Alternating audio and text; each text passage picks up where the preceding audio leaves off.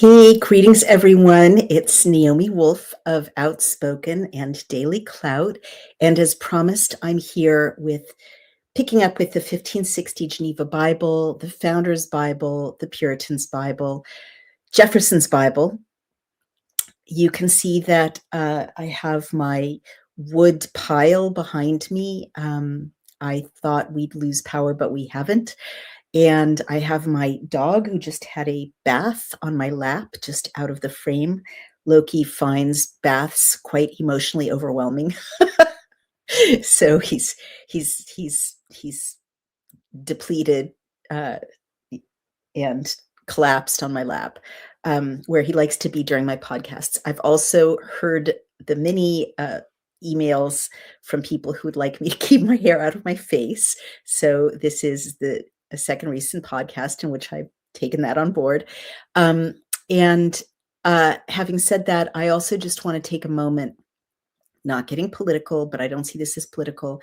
Horrible things are happening as I speak in Minnesota. There's an uprising against law enforcement. And I'm sure many of you have different points of view about this.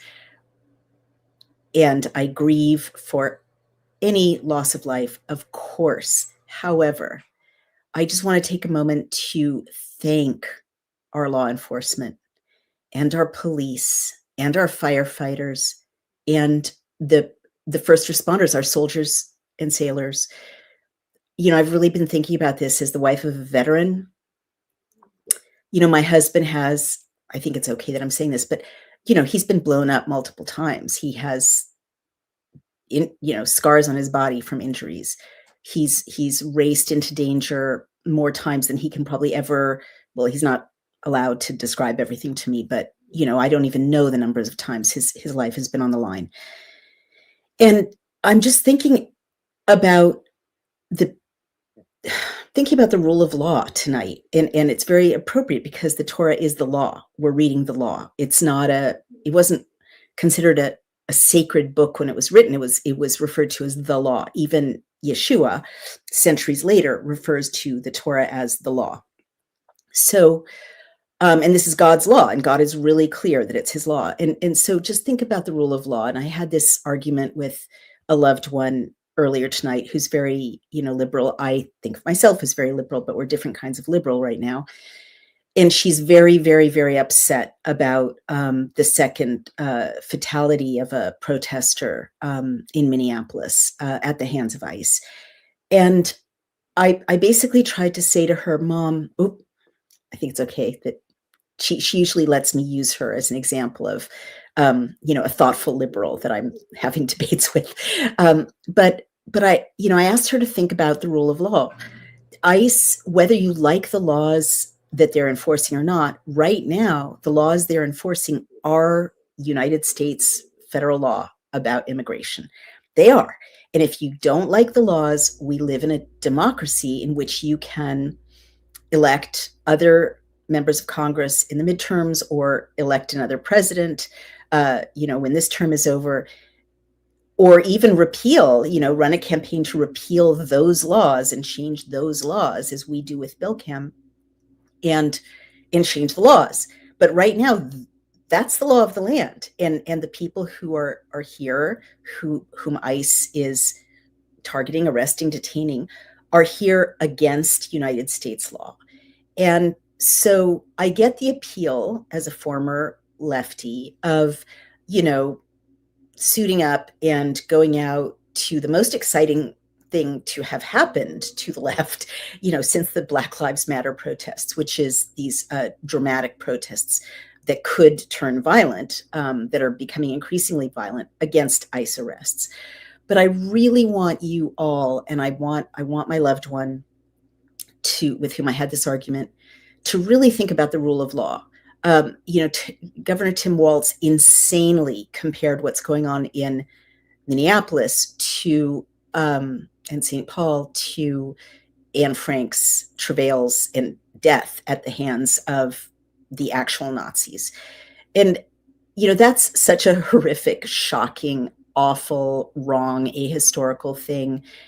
because ICE is not the Gestapo, and the people who are dying, very sadly, while choosing to be at an extremely dangerous federal law enforcement operation where everyone is armed, and the activity of the protesters is guaranteed to escalate the violence, right? Like impeding vehicles and, shrieking in people's faces and so on, which is just very difficult for human beings to sustain.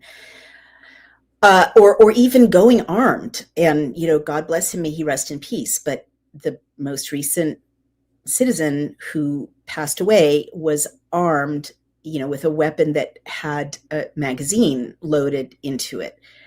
I'm not saying no one deserves to die, but that, and driving into law enforcement or driving away from law enforcement, impeding law enforcement, not complying with what law enforcement is asking you to do is very, very, very dangerous. And I would never do it. I'm a civil libertarian absolutist.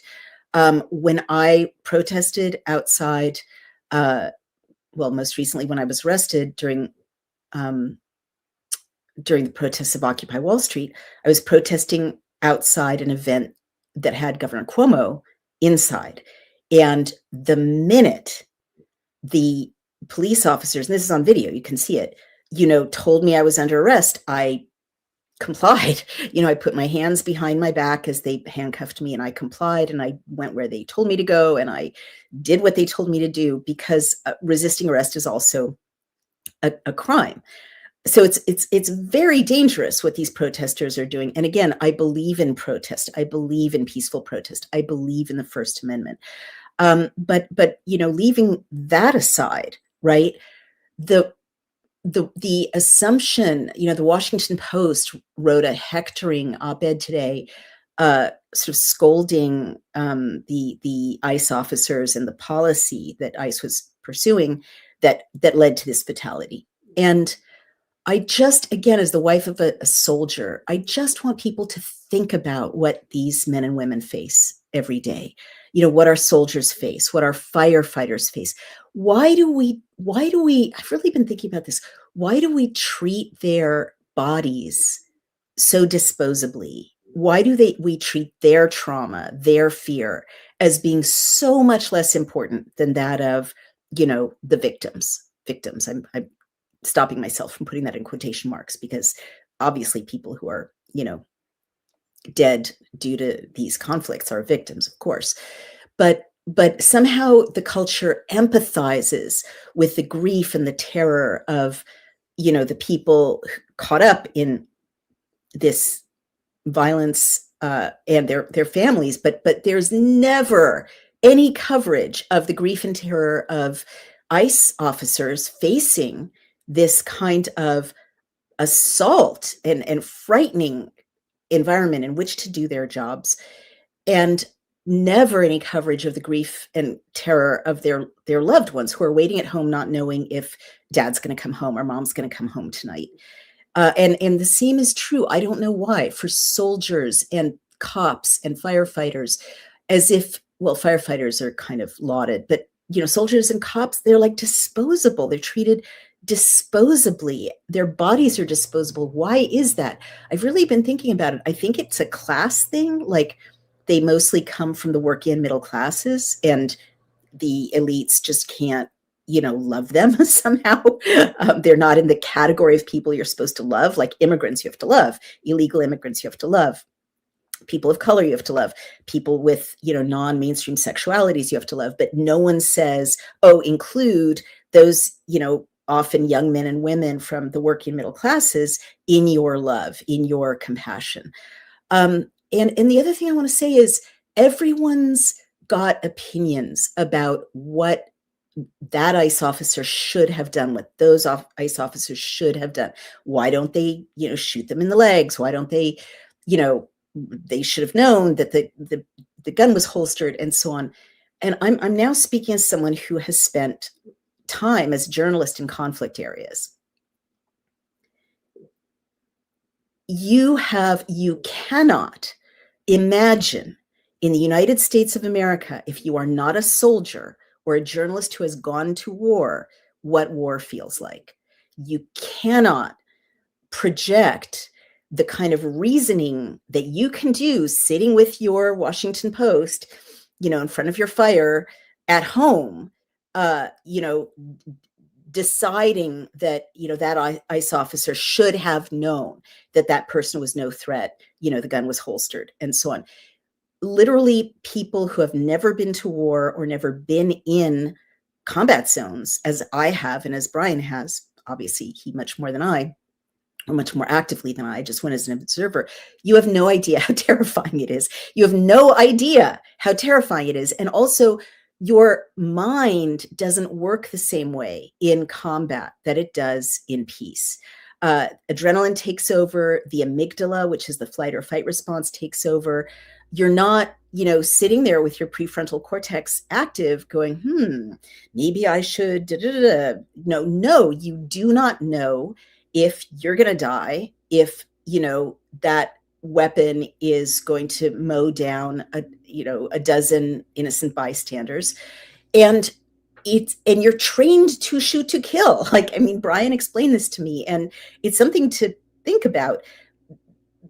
Law enforcement are not trained to shoot at people's legs, or soldiers aren't. There may be jurisdictions where this is not the case, but what Brian explained to me is you're trained to go for what is called the kill zone, which is, head or chest, because you're in a war.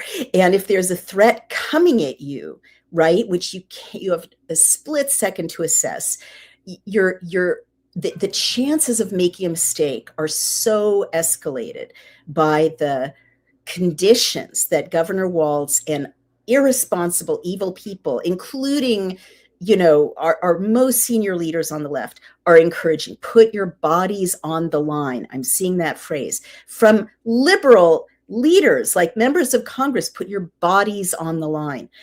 It's very dangerous language, this militant language, because it creates an environment that is like war.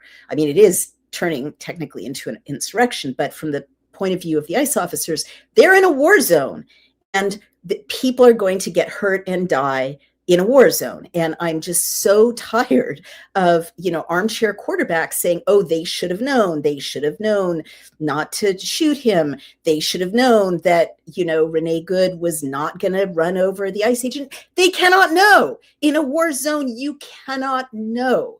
All right. I wore a bulletproof vest and traveled embedded with the Israeli military when I was 19 years old in southern Lebanon, when it was a war zone, an actual war zone. Thank God I wasn't armed, but the people around me were armed. And if something had come at us, that suddenly, that we couldn't immediately assess as not a threat, in a war zone, you have to assume, your brain assumes it could be a threat and that it could kill you. And there's no way that your prefrontal cortex is going to, sit there and analyze the situation the way all these people judging, these poor ICE agents, just to, I have sympathy for the dead civilians, of course, but I would never, ever, ever, ever put myself in that situation in an active law enforcement environment where these people are arresting. They're going in. No one cares about what the ICE agents are facing. They're going in to enforce the law, but also to arrest cartel members and pedophiles and human traffickers and drug traffickers, violent people, murderers, and criminals. They don't know every time they enter a room if that's their last moment. That's who they're going in after. So, and yes, sometimes they make a mistake and sometimes they arrest an American citizen. Then they let them go because our system is working. That's how our system is supposed to work. There's no guarantee that you won't be mistakenly arrested, but that's how our system works. If you're mistakenly arrested, you get due process and you get released. And I'm sure there are, shortcomings in our judicial system and in our criminal justice system, of course, but we have a system that works and it's actually working. And, it wasn't President Trump who brought 30 million people breaking the law into the United States of America, many of them criminals and committing crimes, but even just being here illegally is committing a crime. The national security threat, which pretty much no one talks about, or very rarely, of 30 million people who haven't been vetted the way that a legal immigrant is vetted, right? Many of whom have ties to terrorist organizations, as J.J. Carroll, a former ICE agent, has confirmed. It is a huge national security threat. So President Trump and ICE are dealing with this mess, and real leadership would say in Minneapolis, St. Paul, everyone calm down. Don't impede federal law enforcement. We'll take them to court. That's how our situation is supposed to work. You can engage in lawful First Amendment protected freedom of assembly, of course, but that doesn't include interfering with law enforcement activities. It's so dangerous. It's dangerous if you're armed. It's dangerous if you're using your vehicle as an obstacle. It's dangerous if you're driving your vehicle, toward law enforcement. It's dangerous. And we have to think about, this is the last thing I'm going to say, think about the rule of law. If we didn't have people who were willing, what I said to my loved one was, why should anyone serve in ICE or in a police force or as a soldier if they're going to be in a situation in which they're dealing with people who are armed and their weapons are loaded and anything could happen? It's a recipe for disaster and chaos. And imagine it in any other population, that you're in a prison, or you're in an occupying force in the military, and the people you're trying to keep order among are all carrying weapons that are loaded. It's terrifying, and there are going to be mistakes. Okay, it is Second Amendment protected. I'm not saying it isn't, but there are going to be mistakes. And even just the screaming, and the driving the cars to block people, that why should anyone expect that there will always be ICE agents? 20% of the cops have quit in New York because cops are being treated so horribly already by the Mamdani administration. Why should we assume there will always be cops? Soldiers wait for 6 months to get basic care at the VA, veterans, because all the money is going to caring for illegal aliens, and there isn't a budget to look after our veterans. Why should we assume there will always be veterans, right? Or there will always be soldiers, that there will always be firefighters, people willing to run into a building to save you.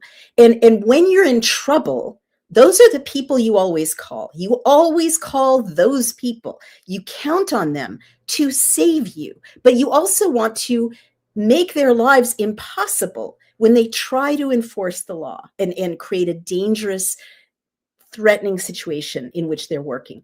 You can't have it both ways. And if there is no rule of law, if we get to a point where ICE just quits and the cops just quit or don't even bother going into dangerous situations, which is what happens in failed states, they still have law enforcement. They just stand by when something terrible is happening that the cartel is doing or that the gangs are doing. It's women and children and the elderly and the disabled who suffer most. When the rule of law fails and you can't count on law enforcement anymore, it's chaos, and the most vulnerable suffer the most. So think about that. Do you really want to F with ICE to the point that they quit and the cops quit and the firefighters quit? Think about what the rule of law really means. These people are enforcing the law. If you don't like that law, change that law, change the leadership, right? But you don't get to terrorize law enforcement in the United States of America, who are doing their jobs in enforcing the law. That's my preamble to tonight's reading. You may agree with me or not agree, but I felt like it was important to say it. And I think it's relevant because you're listening to this Geneva Bible reading because you care. What is God's law? What did God say the law was? And you just, like, Americans are so spoiled, and they think the law will be there forever. And I've traveled, my friends, in many countries where the rule of law has collapsed, and I cannot tell you the level of fear people live with every day, and the level of violence and insecurity that they live with every day, and that their children live with. And again, it's women who are raped, it's children who are assaulted or kidnapped. It's the elderly who are terrorized or kept in their homes forever because it's too unsafe to go outside. You don't want that. So I'm speaking to my, former tribe on the left. Rethink this seriously, because you can't assume those people, ICE and cops and firefighters and soldiers and sailors, will be there forever to look after your sorry self if you continue to torment them and not appreciate them, and not make sure that their bodies are safe as well. That's it. That's what I had to say as a preamble. All right, let's go to the Geneva Bible, and I am sharing my screen. I figured out how to do it. I was having technical troubles, as you recall, before. So here we go. You can see that, chapter 19. And the subheadline, which again is not in the text, says, "The sacrifice of the red cow, the sprinkling water, he that touches the dead, the man that dies in a tent." And the Lord, and now the text begins, "And the Lord spoke to Moses and to Aaron, saying, This is the ordinance of the law," which I was just talking about, "which the Lord has commanded, saying, Speak unto the children of Israel that they bring you a red cow without blemish, wherein is no spot, in which there is no spot, upon which never came yoke." There's never been a yoke on this cow. And the note says, "According to this law and ceremony, you shall sacrifice the red cow. And you shall give her unto Eleazar the priest, that he may bring her without the host outside the community, and cause her to be slain before his face." If you hear snoring, that's Loki, it's not me. "Then shall Eleazar the priest take of her blood with his finger and sprinkle it before the tabernacle of the congregation 7 times, and cause the cow to be burnt in his sight, with her skin and her flesh and her blood and her dung shall he burn her.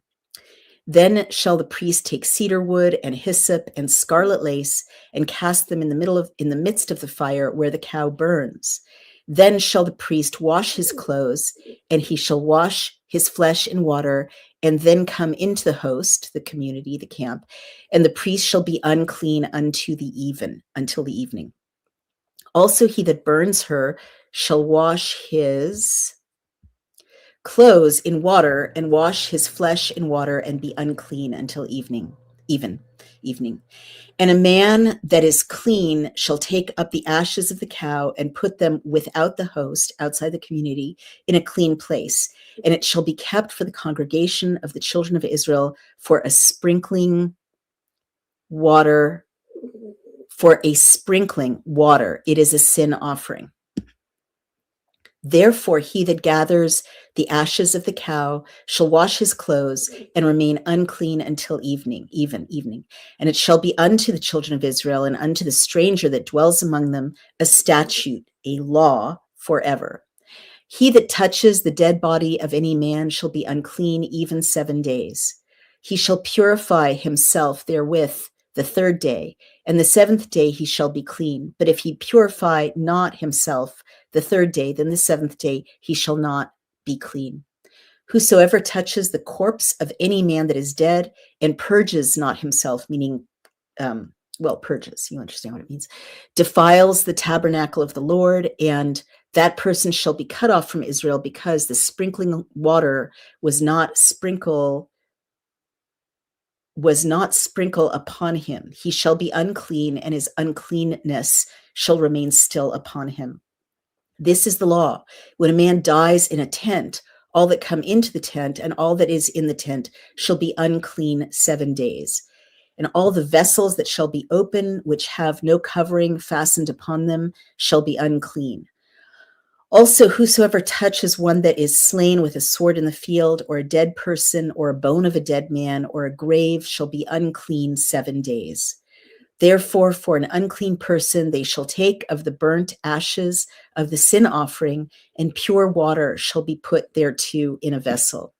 And a clean person shall take hyssop and dip it in the water and sprinkle it upon the tent, and upon all the vessels, and on the persons that were therein, and upon him that touched the bone, or the slain, or the dead, or the grave. And the clean person shall sprinkle upon the unclean the 3rd day and the 7th day, and he shall purify himself the 7th day, and wash his clothes, and wash himself in water, and shall be clean at even. And the note says, because he had been among them that were unclean, or else had touched the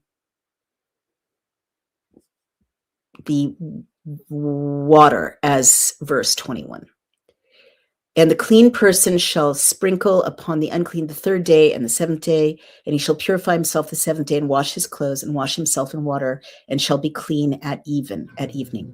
But the man that is unclean and purifies not himself, that person shall be cut off from among the congregation, because he has defiled the sanctuary of the Lord, and the sprinkling water has not been sprinkled upon him. Therefore shall he be unclean. And it shall be a perpetual law unto thee, that he that sprinkles the sprinkling water shall wash his clothes. Also he that touches the sprinkling water shall be unclean until evening. And whatsoever the unclean person touches shall be unclean, and the person that touches him shall be unclean until the evening. So that is the Geneva Bible. Now let's take a look at Numbers Sfaria. Now something interesting is happening. I'm going to look on a new tab. Chabad got taken down, or, oh, great, it's up. All right, Numbers 19. They were having some sort of technical trouble, and I was hoping it was not an attack. Let's see what's going on. Yeah, it's back up. Good. So we're going to look at Chabad's Numbers 19, and we're going to stop the screen there, and we're going to go ahead and look at Numbers 19. But before I get into Numbers 19 on Chabad, you guys, let's just reflect on what's going on here. I mean, what it causes me to think about is God is really setting a boundary, and we can assume it's one that didn't really exist previously, or else it wouldn't be so detailed, right? Between the clean and the unclean, or the language we've used before, the sacred and the profane, not profanity like sexual profanity, but say the opposite of sacred is profane, like not sacred, right? In relation to life and death. And I really want to think about this, because it's very, very, very moving. God is on the side of life, in this chapter. I mean, always, but although he is responsible for both life and death, it's clear that he wants the children of Israel to value life, to live in life, to not take life for granted, to prolong life, to not take life improperly. And he doesn't want us to be friends with death, or to help death. There's a wonderful Edna St. Vincent Millay poem that says something like, I'm not going to, death may come, I can't stop it, but I'm not going to help it. I'm not going to give it a hand. I won't give him a hand up on his horse. He'll get no assistance from me. And that's what I hear God asking us to do here. And it really makes you think about things like abortion and euthanasia. God is not just saying, don't kill your elderly parent who can no longer work and is kind of a drag to look after, or is incontinent or whatever. He's saying not only don't kill them, but you're unclean if you even touch a dead body, if you even touch the bone of a dead human being. that's been out in the field, and the body's no longer there. It's decomposed, whatever. Don't even touch the bone. You're unclean. Don't, if you go into a tent where someone passed away, every single thing that is open, every vessel that isn't covered is unclean. And earlier in, I think, Exodus, we had a lot of details about how you purify vessels that are unclean. Now, there could be a medical reason for this, right? I mean, if someone died in a tent, they could have died of, cholera or tuberculosis or, leprosy. And so very rudimentary understanding of germ theory or viral transmission or, contamination would indeed wisely lead God to tell people, if there's open water and someone who has an infectious disease died, the water might be contaminated. And in fact, this is contaminated water is how typhus and cholera were spread. It took a long time to figure it out. But he's also saying death is really, really, really the opposite of where I want you to live. What I want you to celebrate. I want you to celebrate life. And it sounds like I'm saying something really obvious that doesn't need to be said, but it kind of does need to be said, because we used to take for granted that life was much better than death. But I think the kind of satanic elements in our culture are trying to get us to forget that and to get us used to. I mean, look at goth, look at goth fashion. There's so much celebration of death, skulls and skeletons, and so much celebration of death in pop music, pop culture.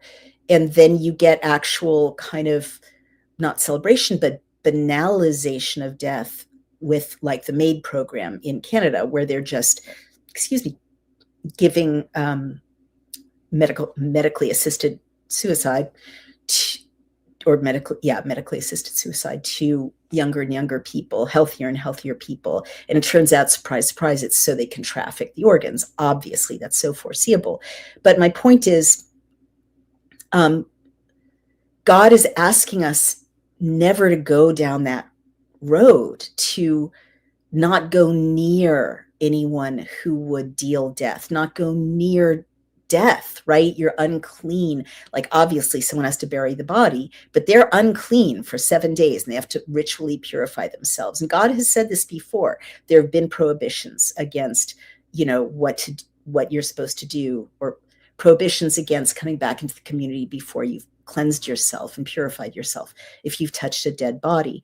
It definitely makes me think about abortion, like, it's like, I'm still pro-choice in the first trimester because I can't find a way not to be, but definitely this whole trafficking in late-term fetuses and, laws that say you can neglect a baby to death for up to a month. These are really happening, right? And this is the other side of what God wants us to do. It's very clear, so we let ourselves forget this, how seriously God takes death and causing death, and how much he wants us to live and be in life, right? But we should really hear that an abortion, a dead fetus is an abomination to God. And you shouldn't traffic it, you shouldn't sell its organs, you shouldn't take it lightly, right? It really makes me think. I mean, there's so many grieving women. And again, I have to say I'm pro-choice in the first trimester because I can't find a way not to be.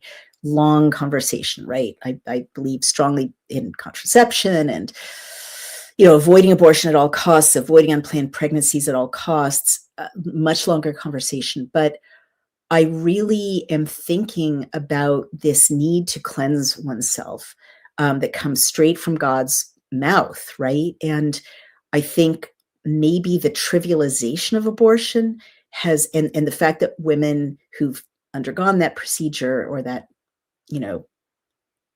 appalling experience, depending on what you want to call it, don't have any way to cleanse themselves spiritually, right? To acknowledge what they've gone through to heal. I wrote an essay about this a long time ago in the 90s called Our Bodies, Our Souls. Anyway, euthanasia. I mean, it's so clear from this passage, you're never supposed to do it. You're not supposed to wrap your arms around death. You're not supposed to usher death in the door. You're not supposed to help death. Death is in the hands of God, 100% in God's law. And I would like there to be loopholes around that as a pro-choice woman, but there really aren't. I mean, I have to acknowledge there's a contradiction there. Anyway, don't embrace death. Don't be self-destructive. The God is saying that the whole panoply of things, don't kill yourself with drugs. Don't kill yourself with alcohol. Don't kill yourself with inertia, physical disregarding your body, right? All of those things go along with don't help death. Don't give death any assistance. Death is impure. It makes you impure. You've got to go outside the congregation if you engage with death and purify yourself. So those are just my thoughts. That's my reflection on this passage. Now let's go to Chabad. And I will share my screen, which I'm so happy to know how to do. Bamidbar. Remember, in Hebrew, we are not in Numbers at all, but in the desert. Okay, chapter 19. Vayidaber Adonai el Moshe ve'el Aharon lemor. And you know what that means by now. The Lord spoke to Moses and Aaron saying, Zot chukat haTorah. This, and it's feminine because chukah is feminine. Zot chukat haTorah. This is the law of the Torah. Remember, we started this podcast talking about laws. Asher tziva Adonai, which God commanded. Sava is the same root as mitzvah. It's a commandment. Okay, yes, Loki, I love you. Asher tziva Adonai, which God commanded. Lemor, saying, Daber el bnei Israel. You know what that means. Speak to the children of Israel. V'yikchu elecha para, and take toward you a cow. Aduma, red. Tmima, pure, unblemished. Asher ein ba mum, which no yoke has laid on her. Asher lo ala aleha ol. Wow, listen to that poetry. Ein ba mum, there's in her no blemish. Asher lo ala aleha al. Can you hear that beautiful, beautiful poetry? I'm going to read it again. Asher lo ala aleha ol. Upon her no yoke has been laid. But you hear, it's a miraculous language. It's a miraculous text, the Torah.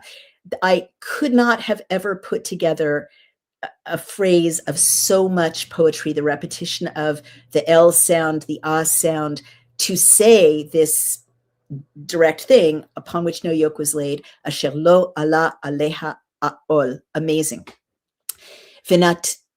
Vinatata natatem, and you all will give ota el Elazar, her to Elazar, hakohen, the Cohen, vehotziota el michutz lamachane, and you'll take her to outside the camp, veshachatota lefanav, and you'll slaughter, and the name of a slaughter is a shochet, you'll slaughter her in front of him.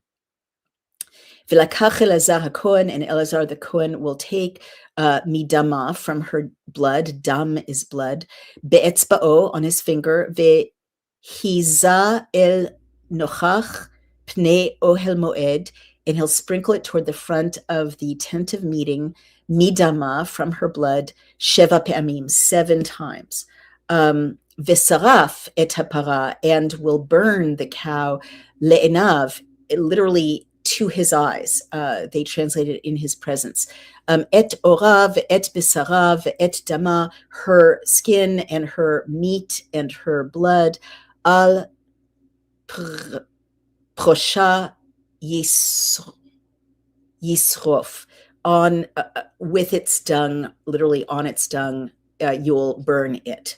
V'lakacha kohen etz erez, and the Kohen will take a piece of cedar wood, ve'ezov ushni tolaat, ve'hishlich el toch srefat hapara, hyssop and crimson wool, and cast them into the burning of the cow.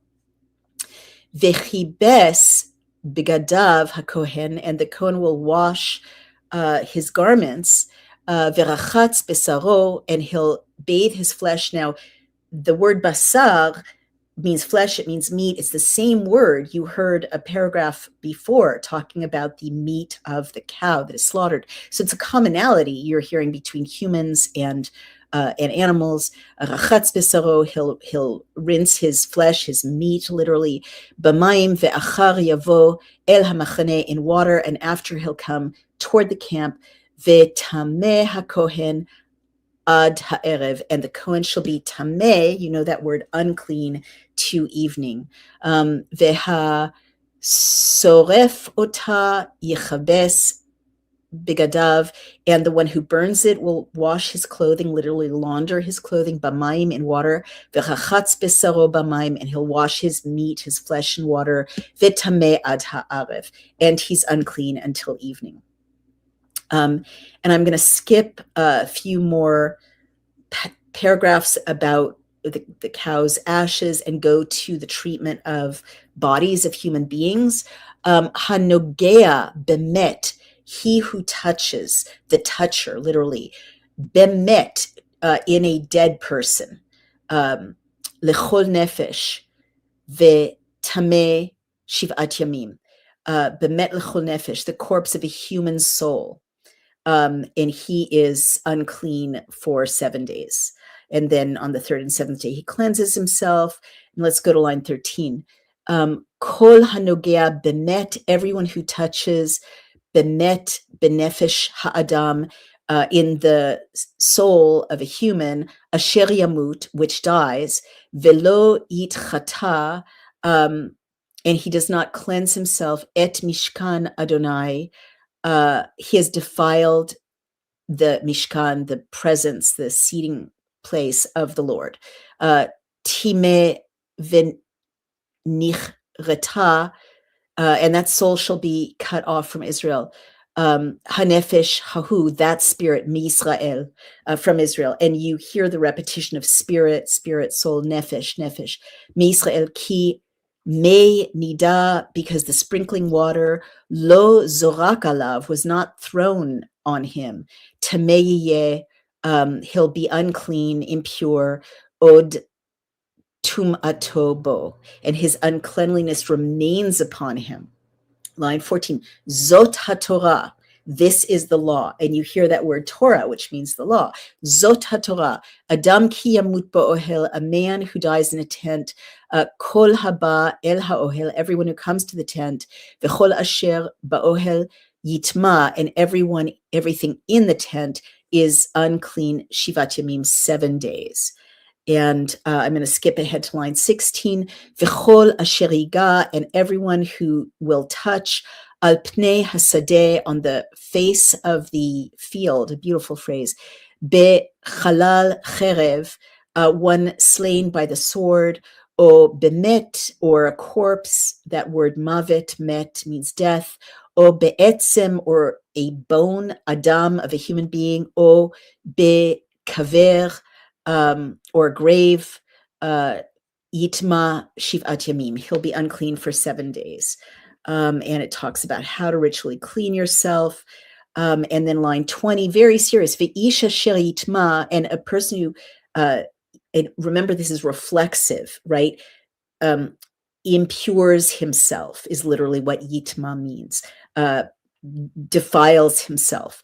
Ve'isha sher yitma velo yitchata, and does not cleanse himself, v'nichrata hanefesh, that soul will be cut off, hahu, that one, mitoch hakahal, from all the congregation, ki et mikdash Adonai timeh, because the sanctuary of the Lord he has defiled. Me nida lo zorak alav, the sprinkling waters were not thrown on him. Tamehu, he is unclean. And then line 21, Vehayita lahem, and it will be to them lechukat olam, a law for the world, which means forever. Chukat olam, and this is a different word than Torah, which also means law. Chok means law.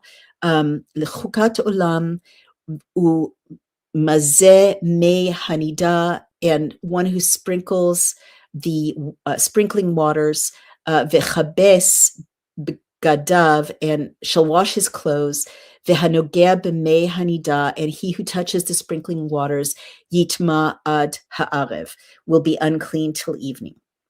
And it ends, v'chol asher yigabo, and everyone who touches him, hatameh, will be unclean, hatameh yitma. You hear that poetry, the uncleanness, he will be uncleaned upon them.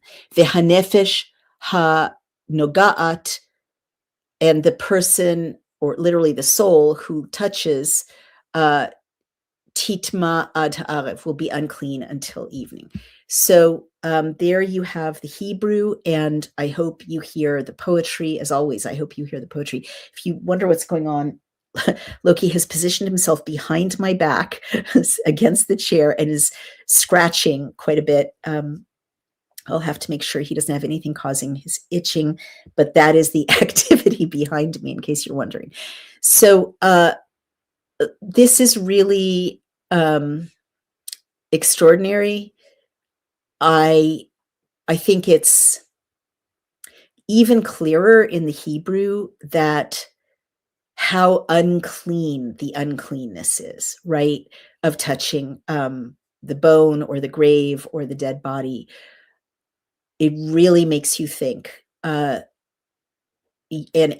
there are very severe penalties for not cleansing yourself. In one of those lines, the very scary conclusion that his uncleanness stays with him is concluded, and that's very serious because it means he's cut off from the congregation. He can't be part of the community. So this is a life and death thing, to cleanse yourself from the uncleanness of embracing death or getting too close to death or being careless about death, is how I read this.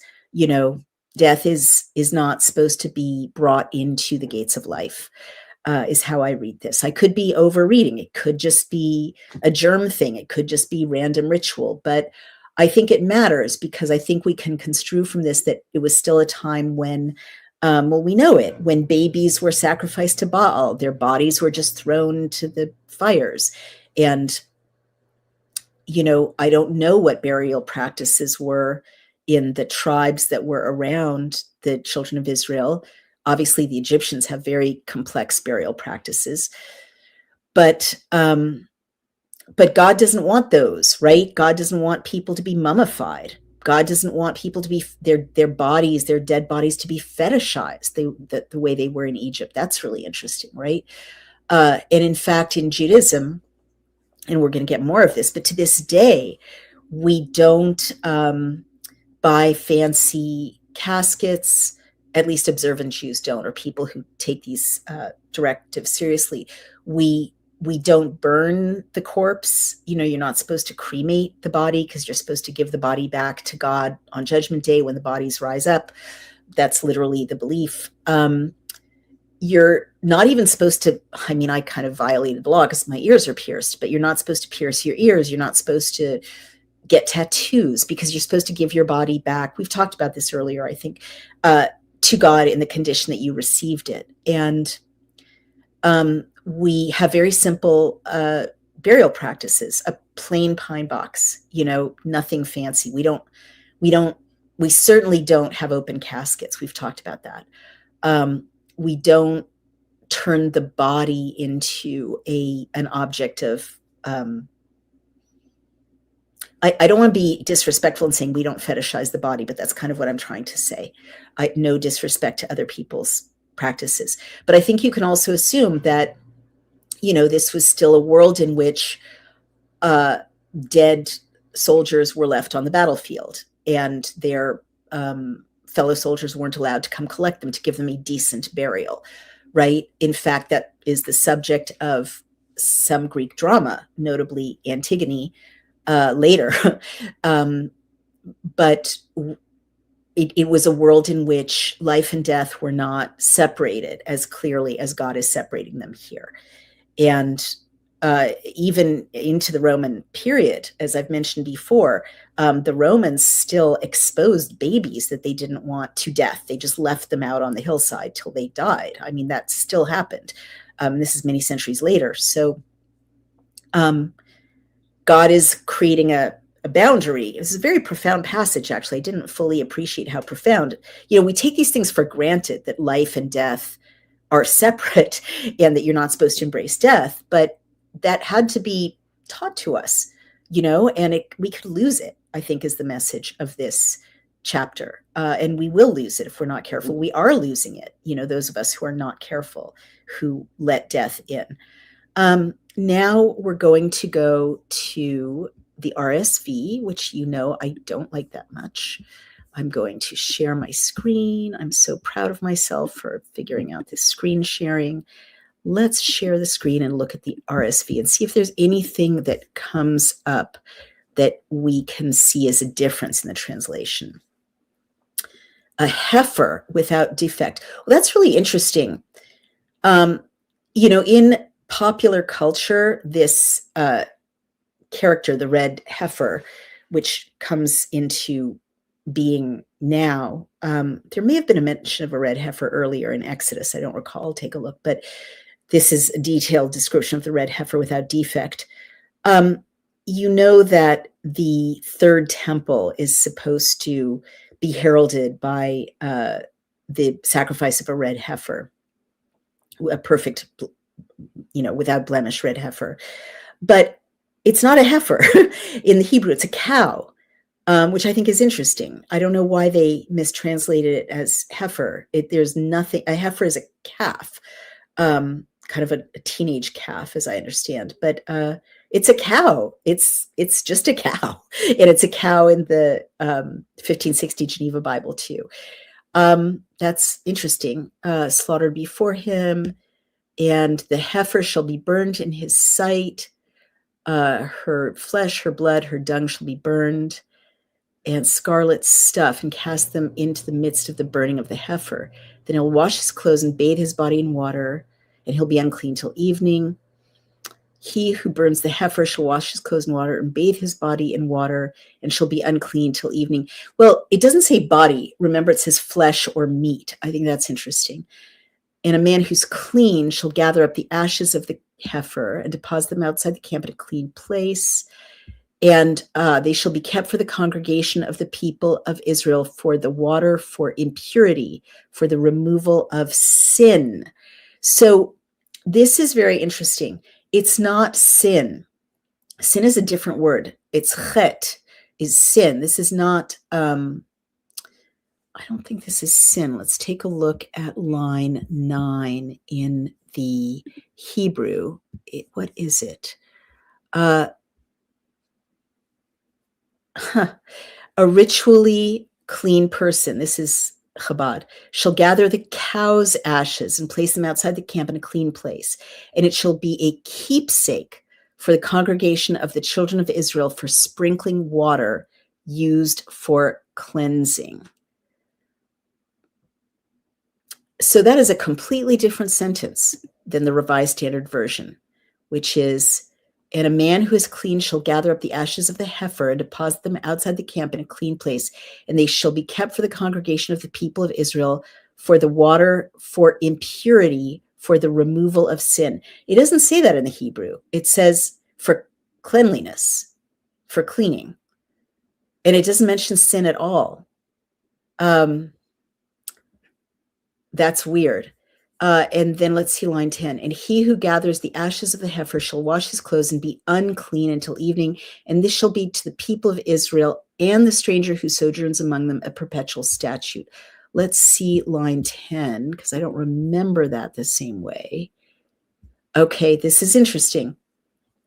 The one who gathers the cow's ashes shall wash his clothes, and he shall be unclean until evening. It shall be an everlasting statute for the children of Israel and for the proselyte who resides in their midst. And you came upon this word before. It's the same word, hagar, It's also translated as stranger or alien, and they translate it as stranger who sojourns among them. So I would say in this case, the Revised Standard Version is more accurate than the Chabad, which does say proselyte, but it's not proselyte in the Hebrew, which I've brought up before.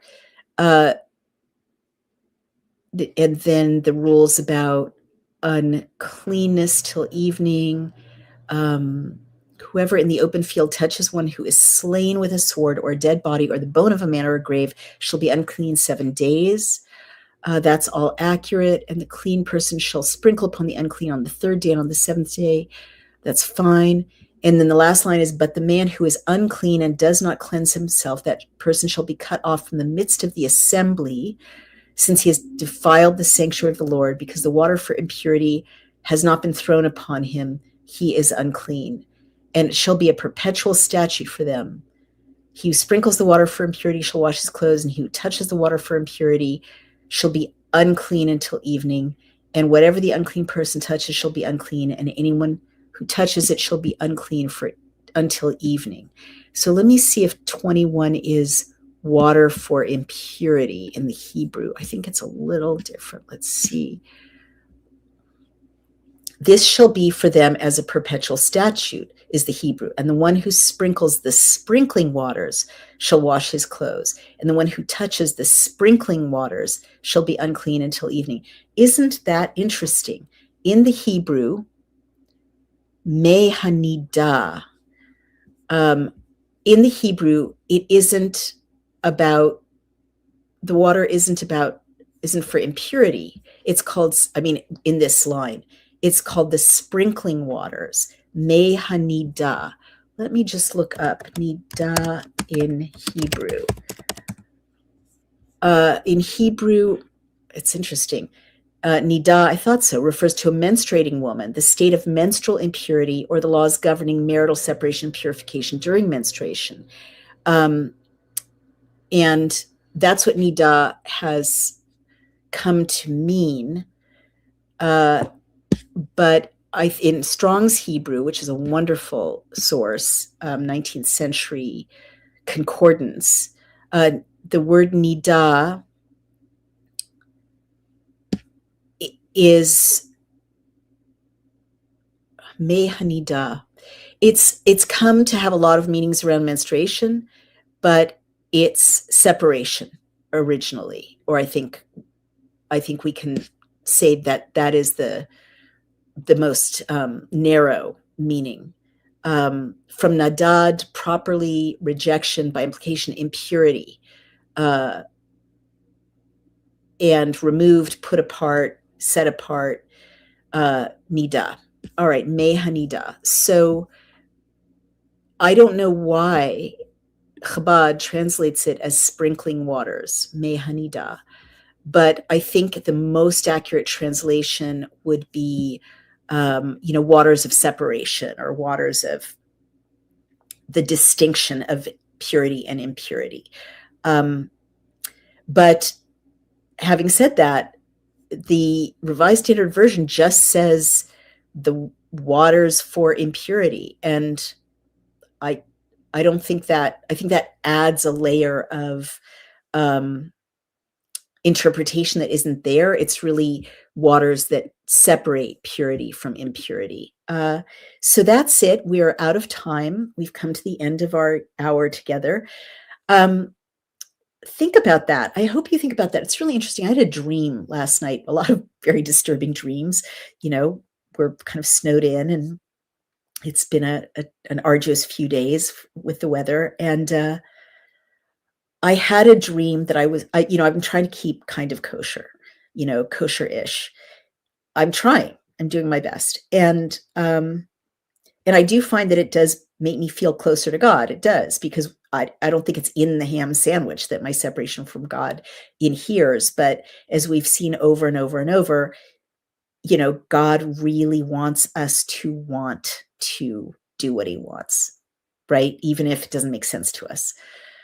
And I always think of a marriage, like I know you love to pile things in corners and under beds, and it really bothers me. So, honey, do it for me, even if you don't see it the same way. Like we all, like anyone who's been married or has a relationship of any kind, can think of those things that don't really make sense to the other person, but you feel so seen and cared for when they're like, okay, I don't get why you're so phobic about piling things in corners, but I'll do it for you because I hear you, I see you, I love you.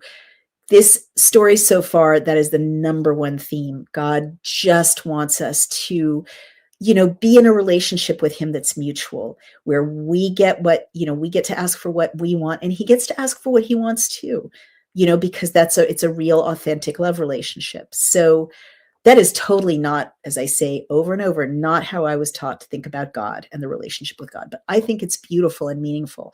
So I had this dream that I was eating a really delicious ham sandwich with mayonnaise, which is my favorite, and mustard on a lovely crusty French roll, kind of a hoagie roll, actually. It was a big ham sandwich. And it occurred to me that I was eating a ham sandwich and it wasn't kosher. And then I kind of thought in the dream, well, it doesn't really matter, and it's so delicious. There are no snacks for miles. I was on a journey of some kind, and I really better just eat this ham sandwich because it's going to be inconvenient otherwise. It was a rationalization. And then the whole rest of the dream was about various kinds of like feeling like I was in a dimension or a space that was impure, or that it had a sense of guilt, and not being in alignment with God. I've had dreams that were like heaven type places, and dimensions of total moral purity. They were fantastic. This was not that. This was like, everything was a little bit awry, and people doing things they really shouldn't do, and people paying the price, spiritually, and being held accountable. It was like really awful, things kind of dirty and short of the mark, right? And maybe I had that set of dreams, so I would share them with you today. Maybe it's just my random subconscious, but purity matters. Who knew? And so I guess it matters to God. And I don't think, I've said this a million times, I don't think it means being self chastising or self, you know, critical in a hate filled way at yourself. But I do think in that, excuse me, still small voice, God does let us know, what he wants from us. I don't think we can pretend to be in ignorance, because if you do listen, he does make it clear, and it's different for all of us. Sometimes, some things are probably the same, like don't kill people, who are, don't murder people, don't neglect your father and mother, don't, abandon your children, like don't cheat people, all those things. But purity, I guess I would leave this podcast by saying, think about what purity is for you. Think about what impurity is for you. I mean, so many of us struggle with addictions, right? Whether it's alcohol, drugs, pornography is a huge one that so many people I know, so many relationships, or not that I know so much personally, but that, wrote to me after my book about human sexuality. Oh my God, such an issue. Or, whether it's just habits like gossip, or, being controlling, or like, what is impurity for you? What is purity for you? What do you think God wants from you in terms of purity? I think that if we all kind of reflect on that a little bit, we probably know the answer. We probably do. Let me just give you an example. I tend to be very flighty about admin. And I kind of have a very not good script in my head that's like, well, you're busy with so many things, you can't be bothered with this boring admin. And that's a very bad thing, because people count on me to come through with boring admin. So for me, my impurity in my life, I'm sure I could find lots of them, but one of them is that I rationalize not taking care of things that I should do for people that are boring. So I owe a vendor a check. It's a small check, but it's a paper check and it needs to go in an envelope with a stamp. And that's a chore. It's a small chore, but it's something I've been putting off just because I don't have stamps. But I like, that's my impurity. I don't get to keep this guy waiting, for his payment for the work that he did for me, even though it hasn't been long and it's a little bit of money. I don't get to rationalize that, right? That would be impure. And God made it clear, like, don't do that. Treat people honorably the first time around. Another example of impurity is I don't always listen to what people I'm working with want to do before I tell them what I think should happen. That's, a form of impurity, I would say. That's not the highest integrity. I could go on and on. I mean, I'm going to be having, 2 glasses of red wine and pretzels, even though I know I probably shouldn't have 2 glasses of red wine and pretzels while I binge watch Victoria on Netflix. Maybe 1 glass of wine and, nuts is not, dipping in the impurity, like heading into, impurity, lack of balance, lack of kind of perfect self-respect. Because not that good for me to have 2 glasses of red wine and pretzels every night, when I'm snowed in. Not every night, but when I'm snowed in. Anyway, that's a lot of information from me about myself, probably too much. You can come up with your own. But the thing is, what I really want to say is we know ourselves, right? And we know what our impurities are, what our temptations to be impure are. And I didn't like how I felt about myself when I ate that delicious ham sandwich. So that's where I'll end. I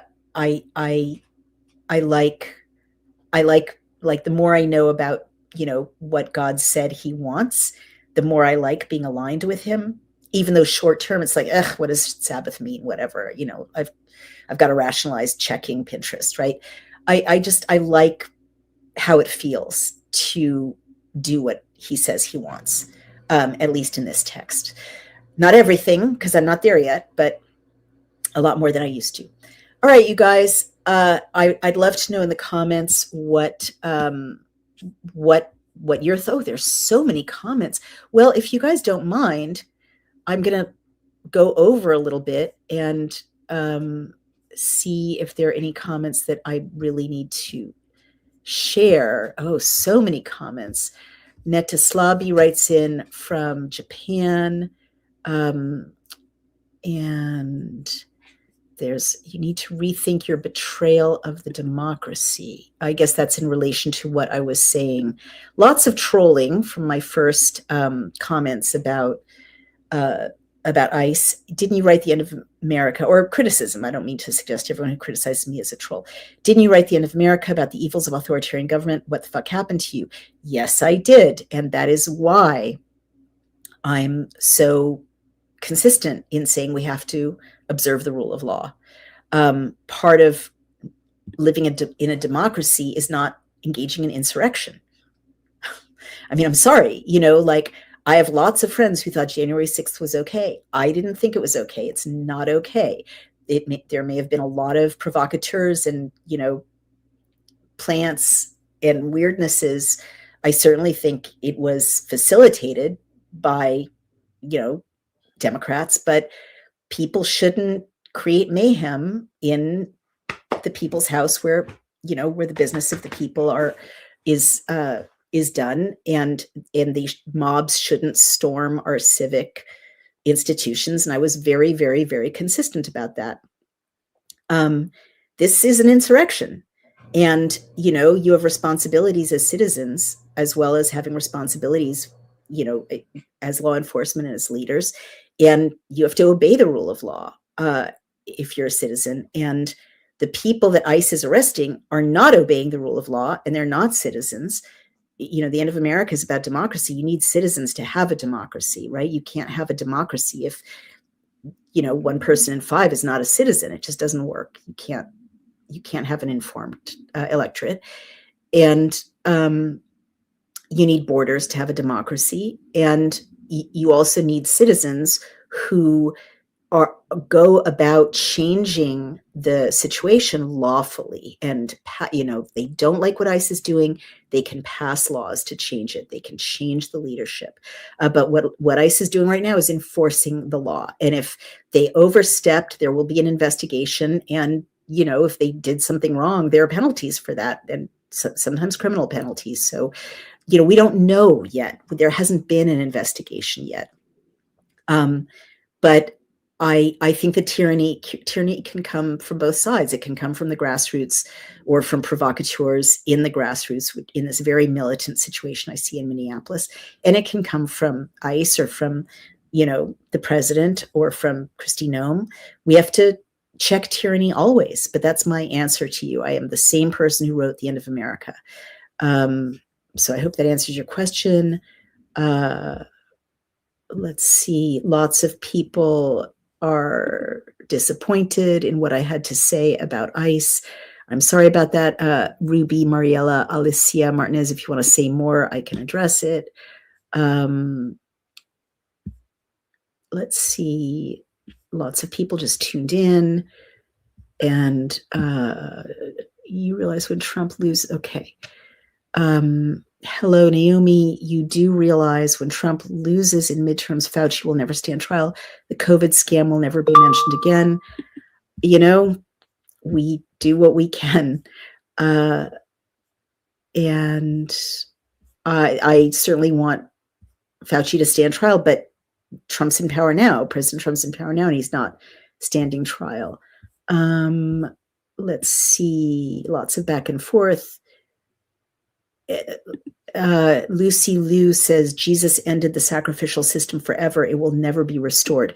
Well, for Christians, that's true. And, we've talked about that in the past, how Yeshua is seen as the Paschal lamb, the sacrificial lamb, to take the place of all this animal sacrifice, which was part of the worship of God in the desert, and then will also be the case when the first temple is built and when the second temple is built. But also we no longer sacrifice, we Jews no longer engage in animal sacrifice because the temple was destroyed and we were scattered in 70 AD all over the world. We don't have a temple. So rabbinic Judaism arose as a result, and we, worship God in synagogue. We read the Torah, but we no longer do all these things. We don't kill lambs. We don't scatter blood. We don't do any of it.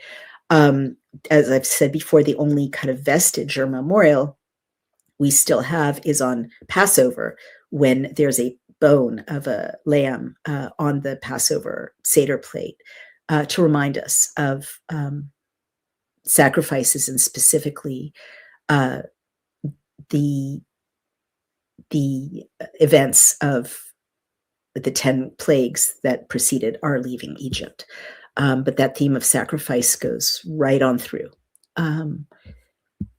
Oh, interesting. I don't really think that happens. Went to a cemetery in Kobe, Japan, when a Jewish man was buried, no coffin. His body was wrapped and thrown in the hole. I really did not like that. Nita, I'm not saying you're wrong, but I've never heard of that. So I would just want to verify that.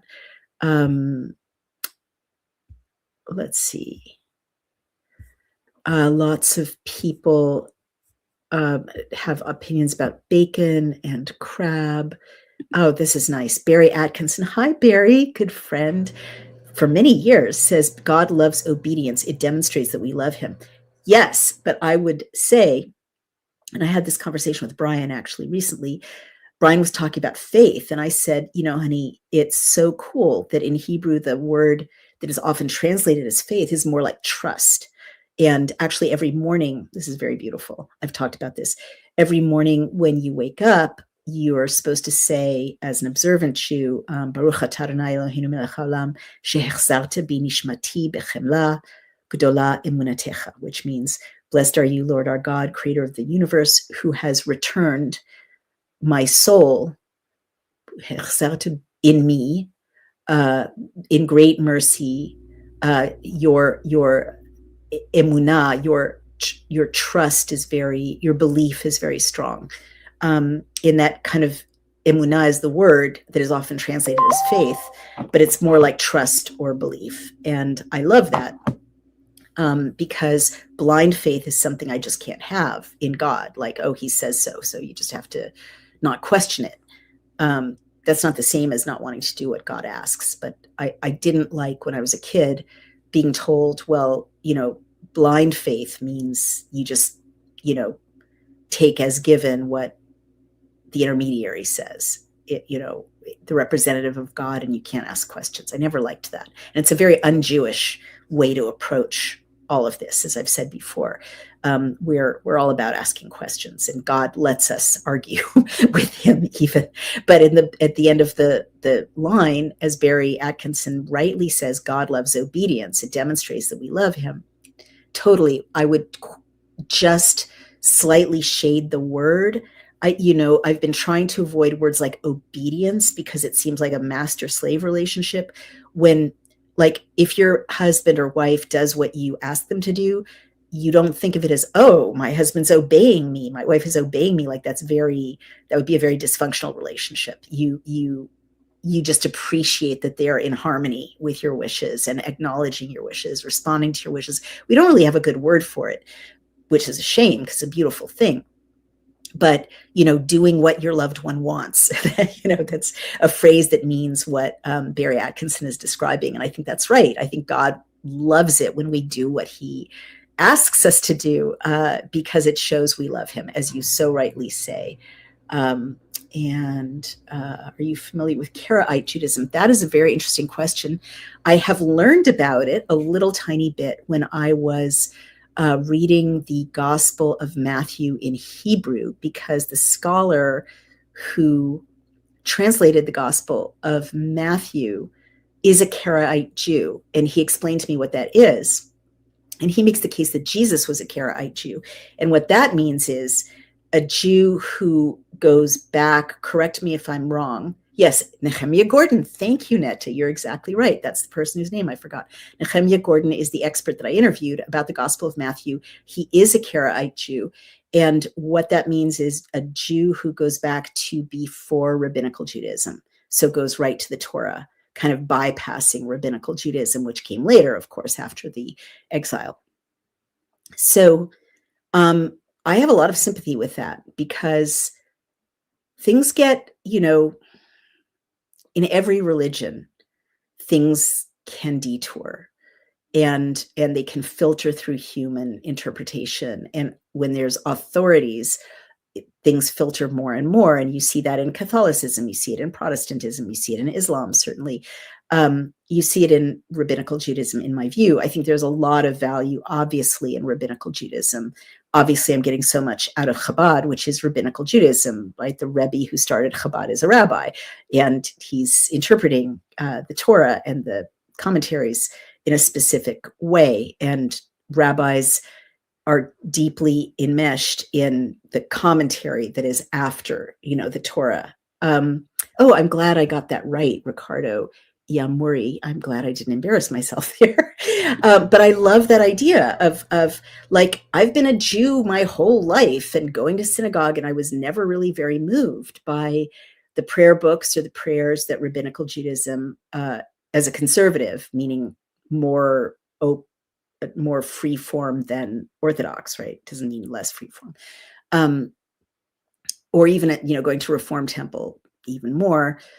It just didn't do it for me. But reading the Torah does do it for me. It's so much more exciting to hear what God actually apparently said, or may well have said to real people, than to get like filters and filters, especially as you get into modern religion, whether it's Judaism, Protestantism, Catholicism, but I'll stick to Judaism, filters of committees basically write, the prayer books, or revise the prayer books and translate the prayers and so on. And it's been shocking to me, just like it's been shocking seeing how many mistranslations are in modern versions of the Bible compared with the Hebrew, uh, and the pretty faithful 1560 Geneva Bible, it's shocking to me when I look at the Hebrew and then look at like a 1950s to 21st century reform or conservative prayer book, and they just put things in there that are not in the Hebrew,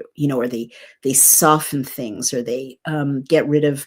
I mean, the same process you see with the RSV. They get rid of difficult points. I mean, an example is, many of the prayers in Hebrew are to Avot, the forefathers. And then, of course, conservative and Reform Judaism added Avot ve'Imaot, the forefathers and the foremothers. And then, the forefathers, you list them, Abraham, Isaac, and Jacob. And then the conservative and Reform translations would list, Sarah, Rachel, Leah, Rebecca. I think I have that right. And it's just not there in the Hebrew. And I don't see anything wrong. Like, you can practice an egalitarian service, an inclusive service, without doing violence to the original historical text. I mean, I personally think that the original primary text is sacred. You can have a footnote, saying, many people want to remember the foremothers. You can remember them if you want. They were Sarah, Leah, Rachel, Rebecca. I think that's correct. And so thank you for bringing that up, Ricardo Yamuri. I love going back to the original, and the fact that we have listeners around the world, incredibly enough, for this Geneva Bible series of readings, shows that a lot of you like to go back to the original. See, what did God say? Like, what did God actually say? And by the way, this is even more important, because the more I learn, no disrespect to modern Christianity, just like I'm critical of a lot of modern Judaism, departing from the Torah or throwing things in that just really aren't there, smoothing the edges. So more and more people are telling me that their church doesn't read the Bible, that or that there's very little Bible reading, and there's very little Old Testament reading, and that a lot of what they're getting is interpretive, or spectacle, or sermons that don't go back to the text. So that's very sad, and also very dangerous, because it means people can be told things about the Bible that are not true. And God knows this is happening with, the revision of, we've talked about this, like, anti-Semitic revision of who Jews are in relation to Christians, but and vice versa. But it's very dangerous, because the Bible itself is such a source of wisdom and comfort and orientation toward what God wants. And if people are, being asked to go to church, but they're not being given the Bible to read anymore, certainly not given an accurate translation, as we see again and again with the Revised Standard Version, that's very heartbreaking. It means people's hearts are not being filled as they could and should be with this incredible text and knowledge. And then Netta says, oh, well, I won't go down that rabbit hole, Netta, because it's something I don't know anything about, but thank you. I think we should stop there. We've gone over, but we have more than 1,000 people listening on just this one platform, which is so nice, and many thousands on other platforms. And, I'm just going to say again that the Geneva Bible readings are number 7 in Judaism in the Congo, Republic of Congo, week after week. Sometimes they're in the top, 1 or 200 in Australia. Sometimes they're in the top 1 or 200 in Canada. I'm so moved that there are readers, Pakistan, like readers around the world, listeners around the world. So I do want to ask you, if this is meaningful to you, please go to 1560 Geneva Bible, read by Dr. Naomi Wolf on Substack. It's kind of an ungainly title, but it's there. Subscribe, follow, and if you go to Spotify or Apple, you can also find it. Follow and subscribe on Apple. It's free, of course, but the more you engage, the better for us, and the easier it is for us to make this work. So I'm going to sign off now. Think until I talk to you again, think about what you're doing that could give you that wonderful feeling of purity. What are you doing that makes you feel kind of icky because it makes you feel kind of impure? And not in a punitive way, but just in a kind of gentle way.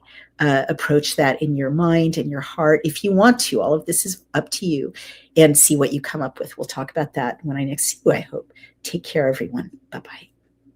So, numbers 20 next. Bye bye.